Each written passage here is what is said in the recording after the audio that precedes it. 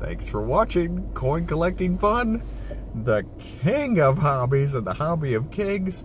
And if you would, hit that like button and subscribe. Really helps out the channel and is greatly appreciated.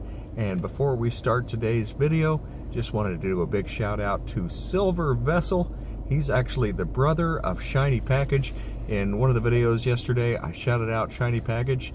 So now it's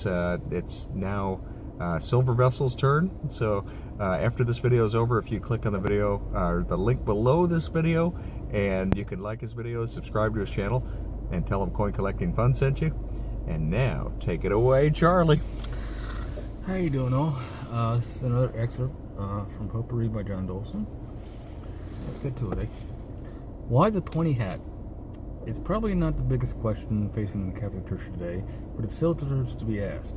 Why does the clergy dress so funny? The answer is surprisingly secular. Clothing is probably the last thing the apostles and early Christians had on their minds in the years following crucifixion. Because they believed the second coming of Christ was imminent, they didn't bother to formalize many aspects of their new religion, if any. Clerical dress was no exception. Nobody gave any thought of what priests should wear during Mass. They just wore the same clothes that lay people did. As author Adrian Fotestu put it in his book, The Vestments of the Roman Rite, quote, every vestment now worn by a Latin priest, every one worn by a Latin bishop, except the mitre, represents an article of ordinary Roman dress, such as was worn by Christians all over the Roman Empire in the 2nd, 3rd, and 4th centuries. Fashions changed over time, but the priests didn't. They stuck with the same clothes they had always worn, until their garments became so different that everyone else was wearing, from what everyone else was wearing, that they were associated exclusively with religious life. Some examples. The mitre. Description. The pointed hat that popes and bishops wear, like the one at the top of the page.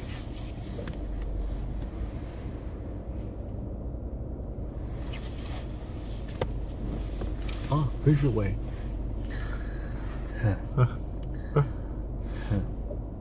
And the Catholic Encyclopedia describes it as a folding hat made up of two equal cone-shaped parts that rise to a divide peaked at the top. It gets its name from mitara, the Greek word for turban. So, does that mean one day a pope will be Arabian? And so he's like, oh, headdress. I already have one.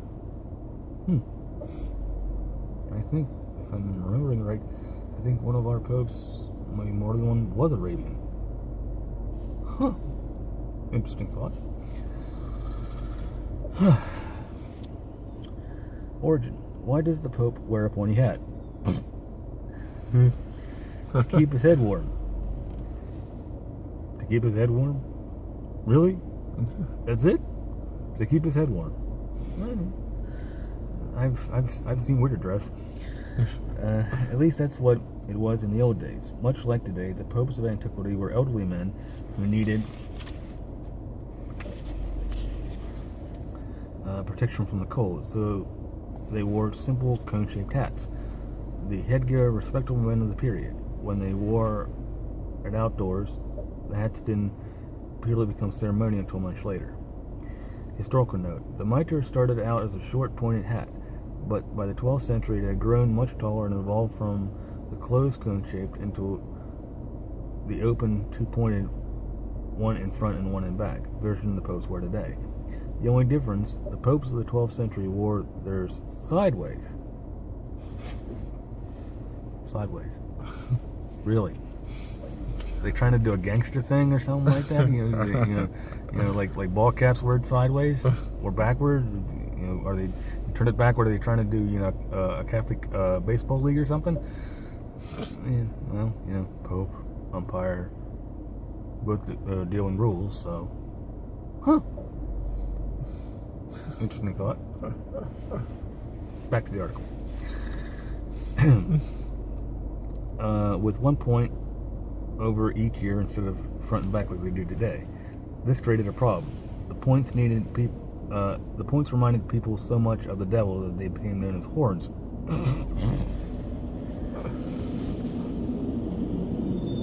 A horned pope? Horny pope? One Pope. Anyway, so the popes rotated their hats 90 degrees. They've worn them that way ever since.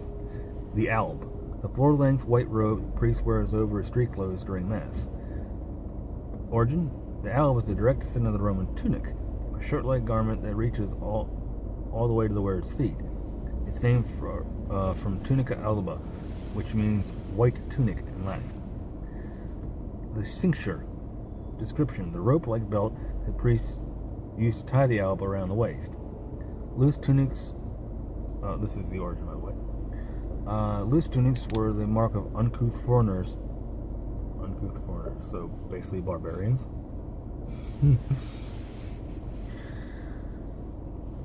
In the Roman Empire, where they were considered, quote, slovenly, effeminate, and disrespectful. So being a slob, being seen as somewhat a bit prissy, and being disrespectful. Okay.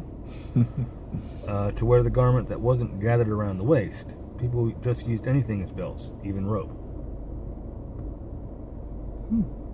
Heck, if Jethro Bodine and the Belly Hippolytes could do it, why couldn't the priest?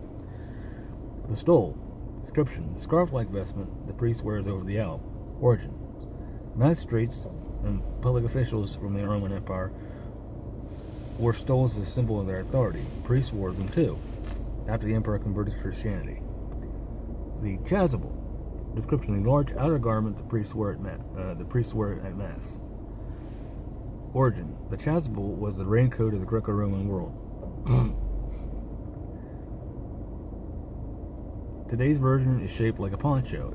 It's almost long enough to touch the floor in front and back, but short enough on the sides for the priest to stick his hands out. The original version was much more cumbersome. It was long all the way around, kind of like a skirt you wore around your neck, and it had a hood. So the old vestment was basically wearing a skirt? Really? Skirt. Interesting choice of words.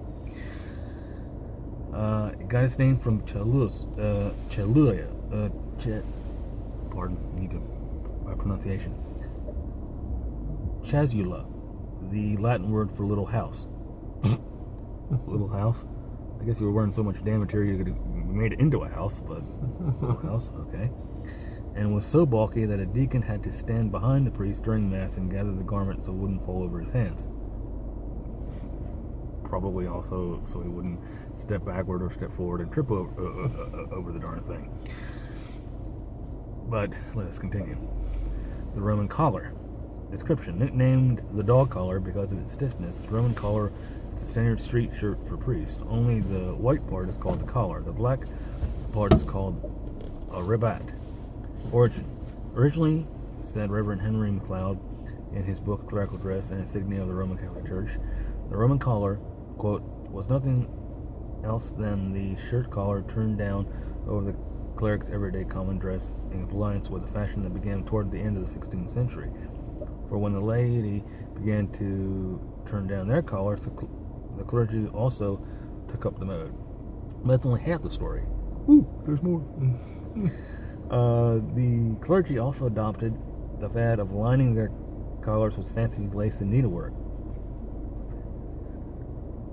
Fancy lace and needlework. You know how hard that's going to be, if ever, to wash? And I'm not the only one asking this. They literally say it in the next sentence.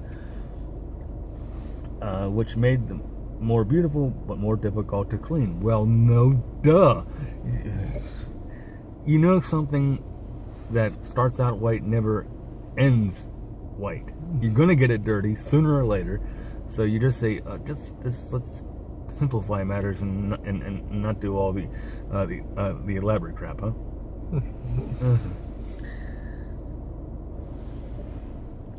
So the third custom arose, covering the collar with a changeable sleeve of white linen to protect it from dirt.